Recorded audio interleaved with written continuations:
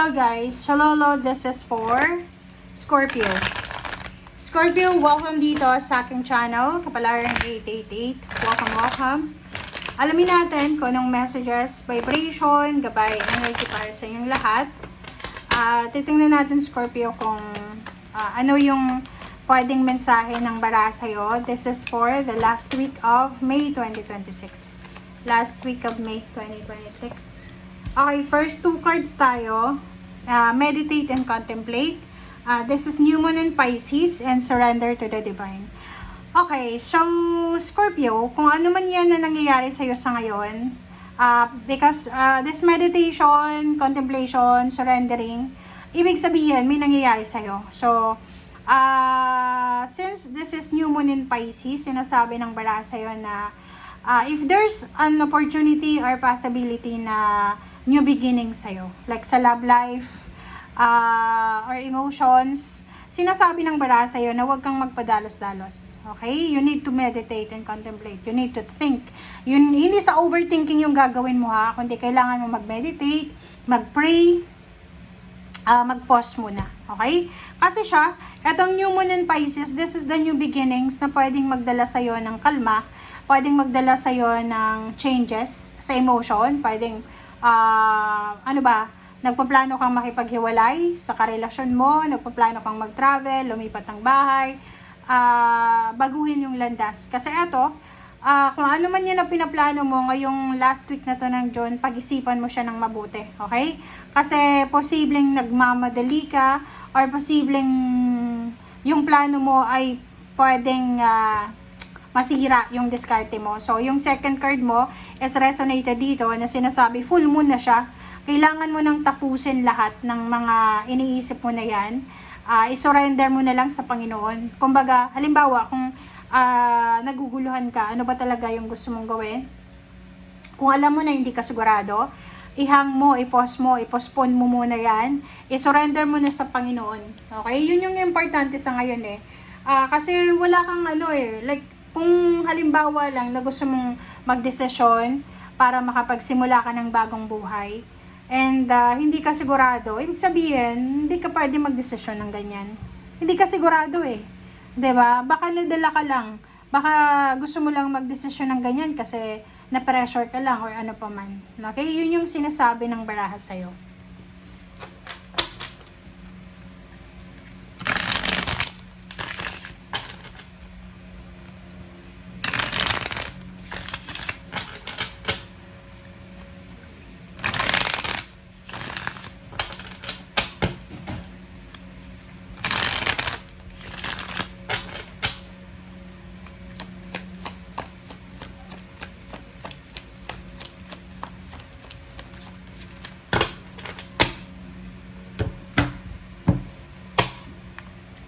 Okay, Scorpio.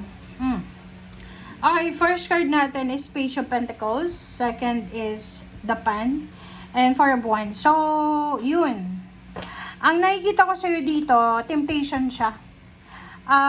Few years ago, marami kang plano para sa sarili mo, sa family mo, especially yung may mga asawa na dito. Kung may asawa kang Scorpio, may anak ka, or hindi ka pakasal, kalibin, boyfriend, girlfriend. Basta mayroon kang commitment. Or mayroon kang attachment sa isang tao. Sinasabi ng bara sa'yo dito na kailangan mong maging careful. Kasi few months ago, maganda yung mga plano mo eh. Plano mo sa pamilya. Pero, ngayong linggo, biglang magbabago ito. The temptation is here. So, sinasabi ng bara sa'yo na mag-iingat ka sa mga decision mo. Decision para sa pamilya, decision para sa trabaho, like bigla-bigla kang magre-resign, bigla-bigla kang lilipat ng trabaho, ganyan, mag-iingat ka. Okay? Lalo ngayong linggong ito. Yung family mo, yun, kung meron kang commitment na asawa, boyfriend, girlfriend, live-in partner, iwasan mo yung mga tukso kasi posibleng ma-involve ka sa mga tukso. Okay, Eight of Cups and then Seven of Pentacles. Yun. Ang nakikita ko sa'yo dito, posibleng nag-aantay ka. Are you waiting for the visa, passport, documents, government papers, contract? Kasi nakikita ko sir dito na kailangan mong maghintay. Or maybe you're waiting for the money, okay? Parang ang nakikita ko sir dito, nag-iipon ka ng pera.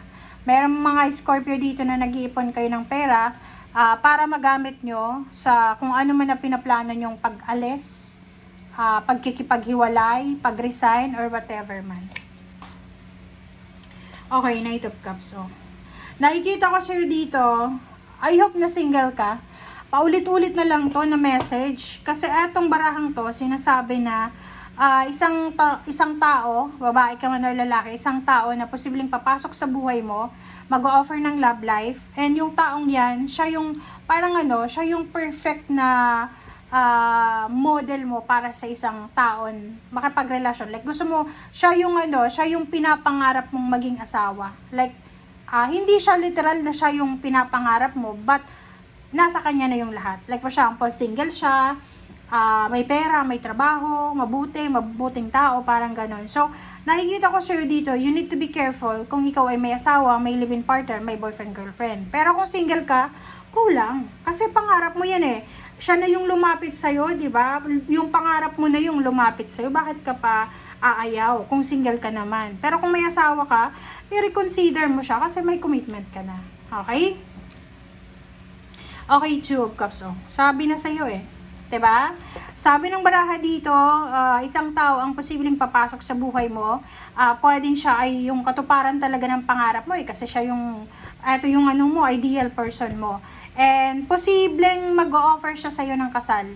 Ayun, mag-o-offer siya sa'yo ng kasal, and posibleng matutulungan ka din niya na pasanin yung mga obligations mo, duties and responsibilities. Kung breadwinner ka, pwedeng papangakuan ka niya, natutulungan ka niya para pag-aralin yung mga kapatid mo, para bigyan ng negosyo yung parents mo, parang ganon. So, talagang ideal person mo siya. Okay? Lalo na kung breadwinner ka or marami kang obligations sa pamilya. Okay, next is Two of Pentacles and Two of Swords. And then, wow. So, dito naman, yung ibang Scorpio, sinasabi ng barasa nyo dito na medyo naguguluhan kayo. Naguguluhan kayo kasi possible na makatanggap ka ng mga iba't ibang klase ng job offer. And nakikita ko sa'yo dito na nahihirapan kang magdesisyon.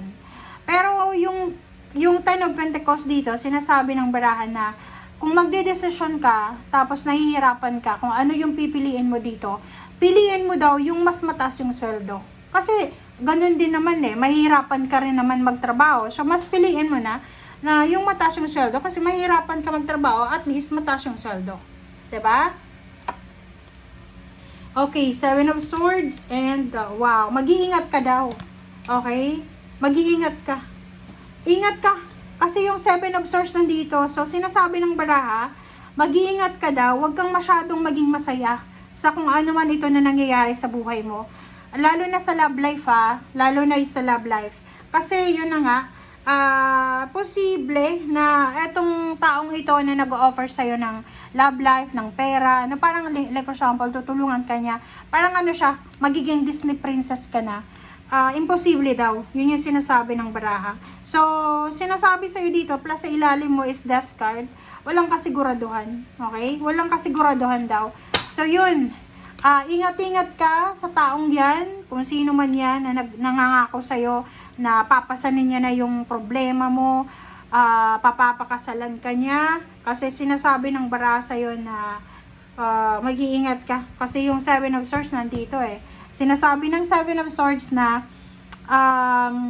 wag mong masyadong pagkatiwalaan yan, kasi scam yan eh, scam. Okay, and sinasabi ng Lovers and the Sun dito na wag nating i-underestimate yung mga tao na nag-o-offer lang sa atin ng love life, ng walang kasamang pera or walang kasamang stability. Okay?